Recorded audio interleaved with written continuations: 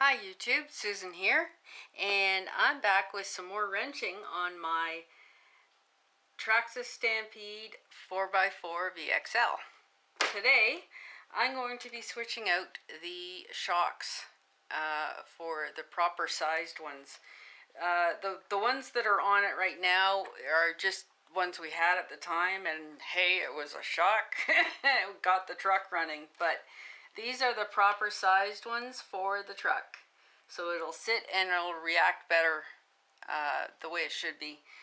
As you can see, the ones on the truck right now, and these are two different sizes. So what I'm going to be doing as well is switching over my metal shock caps onto the shocks I'm putting on them before I install them. So the only thing left to do after this is going to be getting the right springs for those shocks that I'm putting on today. Then the truck will control just the way it should be, and it will sit looking the way it should, and slowly we'll get this thing kicking. So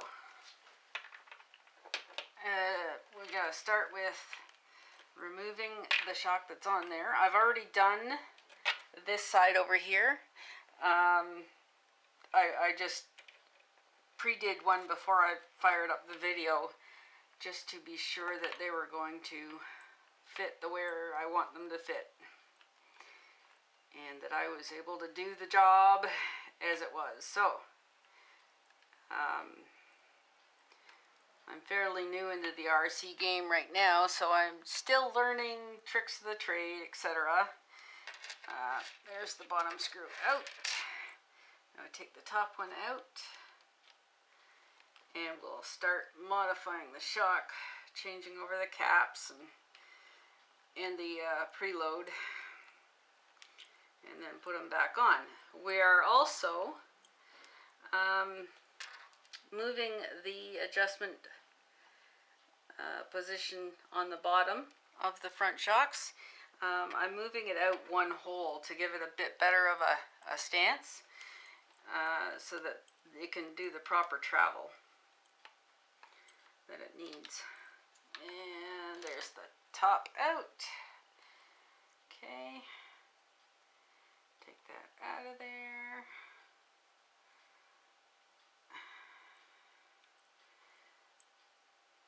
I like working on my own machine, at least then I know how things work and what it should be looking like. So first off, we are going to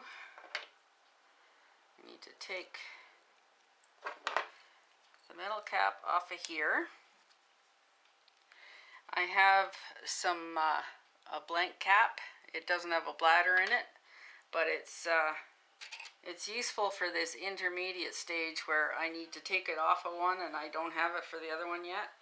So take it off here. Whoops! Careful not to spill any of the fluid. I put on the blank one, and I'm just going to hand tighten these.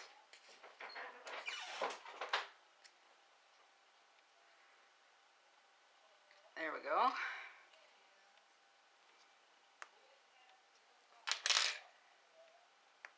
There we go. Now that's got that sealed for now until I can get a cap with a bladder, which is going to come off of the one I'm putting on it. So here we go. We take this off. This is the new shock I'm going to be installing, the longer one. And I need to take this cap off and switch it out for my metal one. Okay. As you can see, this one has a bladder because I was,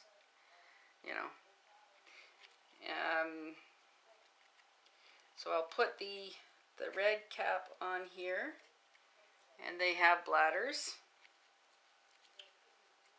So I'll put that on. Careful not to cross thread or spill any fluid. Oh God, come on. There we go. go. Okay. Now, that's on finger tight.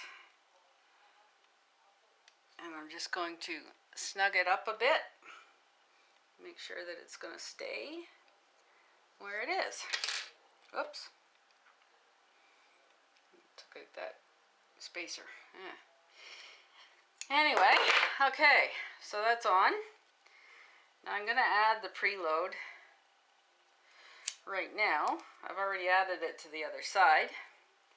And now we're going to install this one back on the truck. And okay, we're going to go to this hole on the bottom. See, that's where it was sitting. That's where I'm putting it. So I'm just moving it out one, just to give it a little bit more of a stand. Alright. Come on. It's very important you don't cross thread these either. Hi, and I'm back. Sorry, I had to shut down the video. I had trouble lining up the bottom hole and getting it to thread in properly, but it has since been installed. So, we attach the top one on this side to the top. The red metal caps have been switched over. The old shocks have now got the caps on them with the bladders that were in them, so they're good to go for the next vehicle we can use them on. And this gets my truck up where it's supposed to be sitting. Much, much better. It's not squatting down in the front as those short travel shocks were making it do. Now it sits up like it's supposed to. So I am really, really happy. And I am going to be changing over the back shocks as well to the longer ones that they are supposed to be on there. And then all that's left is to get the proper springs. I need the proper springs for these shocks so that it allows them to travel the way they should. But on to the back ones. And the same thing is happening here as in the front, so I won't bother showing you everything. But these are the proper length of shocks that should be on there. So it's a full cap height at least above what I've got on there now. So, and these have the proper springs. It's just the fronts that I need these springs for. These are not the right ones. But anyway, I'm going to be switching over the red metal caps to the back shocks and replacing those shocks with the longer ones. And we'll get this truck working great. Thanks for watching, and I'll see you on the next one. Bye for now.